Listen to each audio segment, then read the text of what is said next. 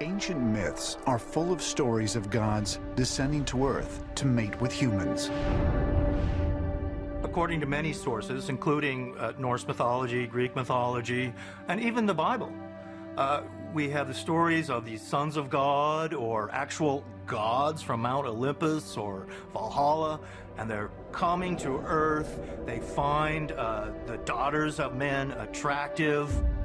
According to ancient texts, the fallen angels not only physically mated with the women of Earth, they produced offspring. The nefilim, a race of giants, similar to those portrayed in the story of David and Goliath. I pretty much agree with how they start off here. There are many texts from all around the world that do seem to be speaking of the same thing.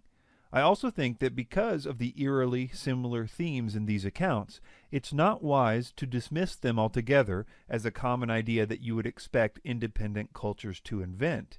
I think this topic is worth looking into in depth. Ancient Aliens seems to hold two contradictory opinions about this issue. On the one hand, they seem to be clear that they believe that extraterrestrials came to Earth in the ancient past and had sexual relationships with human women because they found them attractive. Ancient texts talk about the fact that whoever visited the Earth in a remote past, these gods, thought that Earth women were quite beautiful. So in many occasions, we find stories where those visitors essentially mated with Earth women.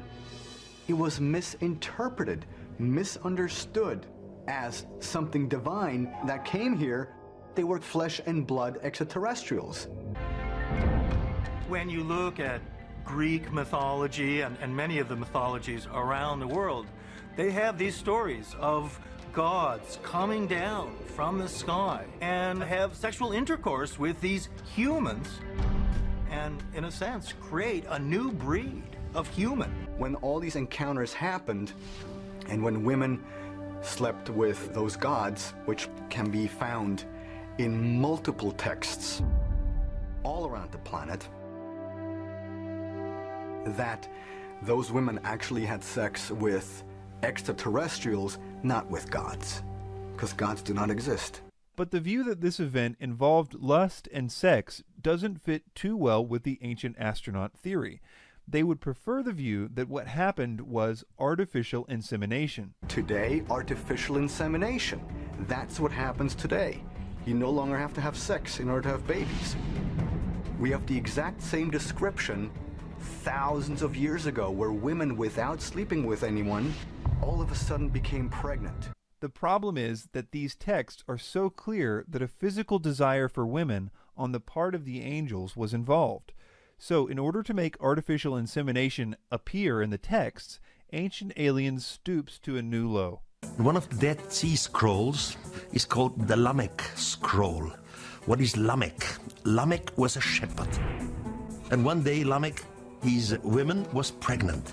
And he said to her, "This is impossible. I was not here for months." But his woman with the name Batenos swears, "No one touched me." But Lámek doesn't believe his wife Batenos, and he goes to his father, which was Methusalem. And Methusalem says to Lámek, "I can't help you. I don't understand this. I believe your women, Batenos, that nobody touched her, and I believe you. So what shall I do?" So Methusalem goes to his father, the grandfather now of Lámek. His name is Énok. Now Énok tells to Methusalem that the guardians of the sky have made an artificial insemination into the womb of Batenos, the wife, and he should accept this child because this child would be the father of a new human generation. And in the Bible, this is Noah. They literally lie here. I suppose that von Daniken is banking on the fact that not many people know about the text that he is quoting from, and so they probably won't check his facts. So I guess he feels like he can just straight up lie to people about what it says. Let me break down some of the deceptions in this clip. And one day Lámek, his woman, was pregnant. And he said to her, "This is impossible. I was not here for months." The first big lie here is the idea that the reason Lamech doubted that Noah was his son was because he wasn't there for months. when the text clearly explains that the reason he doubted whether Noah was his son was because of the way Noah looked. Von Daniken just inserts, I was not here for months. I guess to make it seem like it couldn't possibly be Lamech's son, which is very deceptive, especially considering that in the text, Batenos, his wife, actually reminds Lamech of the day they conceived the child. And if you think that's deceptive on the part of Von Daniken, you haven't seen anything yet. Now Énok tells to Methuselah that the guardians of the sky have made an artificial insemination into the womb of Batenos, the wife. This is unbelievable. In the text, Énok actually says the opposite. Énok clearly confirms that Noah is the genuine son of Lamech. So not only is Von Daniken bold-faced lying here about what Énok says about Noah in the text, he is inserting the idea of artificial insemination out of nowhere on top of this lie. So you can see that one of the main founders of the ancient astronaut theory has absolutely no problem lying in order to make the crucial link that they need between the Nephilim and artificial insemination in ancient texts. Although I sympathize with the ancient astronaut theorists in that I think that the consistent details in the ancient texts about the Nephilim lead us to the conclusion that something weird really did happen in the ancient past, I don't think that the evidence points to it being extraterrestrials from another planet. Well, the whole Nephilim passage, Genesis 6 verses 1 through 4, is admittedly weird. It's one of those go-to weird passages in the Bible that seems to come up, especially among people who would really resist or not have a supernatural worldview. But as weird as it is, the key there is a supernatural worldview. If we believe that there are intelligent beings outside our own created world, our own material world, if we believe in this thing we call the supernatural, and if you have a supernatural entity, why would you limit a supernatural entity from doing that? Again, on what basis would you have for limiting that property? If you're going to allow for that, then this idea of being able to mingle with human flesh on some level or in some way proceeds from those assumptions. I think that we've already seen that they are being deceptive with the evidence that they present, but I also think that they are being deceptive with the evidence they are not presenting. For example, in many ancient texts, from the ancient Near East to the ancient Americas, this hybrid or Nephilim event is spoken of in conjunction with a great flood. These stories, with slight variations, describe the flood coming because the hybridization was against the Creator's will. Hey, there's flood stories in all these other ancient cultures, and look at that, so it must be, again, some collective memory and whatnot. And that's legitimate, but the problem is a lot of those same sources, those same apologists will conveniently, for one reason or the other, forget to include a lot of the other details that come along with those comparative flood stories. And one of those would be things like cohabitation or some sort of interaction between the divine world and the human world that results in or produces, kind of strange offspring like the Nephilim. It's complex and pretty strange, but it's consistent, and it is a story that many diverse cultures have passed down to their descendants. They really believed that this unnatural union produced giants. But again, because the consistent stories of the ancient cultures conflict with the ancient astronaut theory, they literally just throw out the evidence.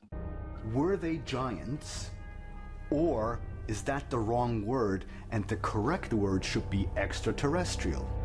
But the word Nephilim really does mean giants, and the context of the various stories clearly reinforce this idea. Their height is often described, or the dimensions of their weapons are given, things like that. The term Nephilim really most accurately means giants. This is the way ancient translators themselves understood it, translators of the Septuagint and Aramaic translations of the Hebrew Bible. It gets pretty complicated to explain why that's the case. On my website, sitchiniswrong.com, if you click on the tab for Nephilim, you'll find an explanation there.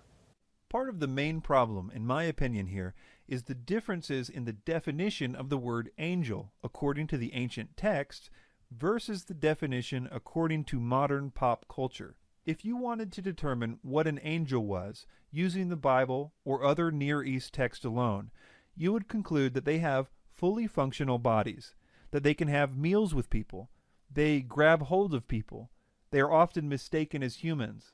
In the story of Sodom and Gomorrah, the people wanted to rape the angels. We find in the Bible that the angels that decided to rebel and have sex with human women had to leave a certain type of body and exchange it for another one before they could do this. The type of body that they were said to have left is described in this verse as a habitation. And the angels which kept not their first estate, but left their own habitation, he hath reserved in everlasting chains under darkness unto the judgment of the great day. The word habitation there is a rare Greek word called okiterion, which is used only one other time in the New Testament to describe the type of bodies followers of Christ will attain at the resurrection of the dead. So basically, the angels were said to have left one type of body for another type, and the second type clearly was capable of sex and reproduction according to the Bible. There is biblical precedent for the idea that their flesh can do things our flesh does. In other words, if you're going to assume flesh, then it brings with it the capacities and in some senses the limitations as well. In other words, the Bible in detail explains what angels are and what their capabilities with their bodies are, which makes the following line from von Daniken even more deceptive. How can angels have sex? This is impossible. In our view, angels were something spiritual, not something who has a body and has the feeling of sex, but they had sex. Von Daniken's idea of an angel is defined more by Hallmark cards than ancient texts. Obviously, ancient cultures, including the writers of the Bible, believed that angels could and did have sex with human women. The various elements of this story are too common in ancient cultures to be chalked up to coincidence, in my opinion. But the details of these consistent reports do not benefit the ancient astronaut theory. In fact, if anything, it supports the idea that the narrative of the Bible is true, or at the very least that the specific details of that narrative was believed by cultures as geographically diverse as the Americas, the Middle East, Asia, Europe, and Africa. The idea of the Nephilim is a strange idea, but the idea that the texts which describe them are referring to ancient extraterrestrials does not fit the evidence, which is probably why Ancient Aliens has to misrepresent the evidence in order to make their points.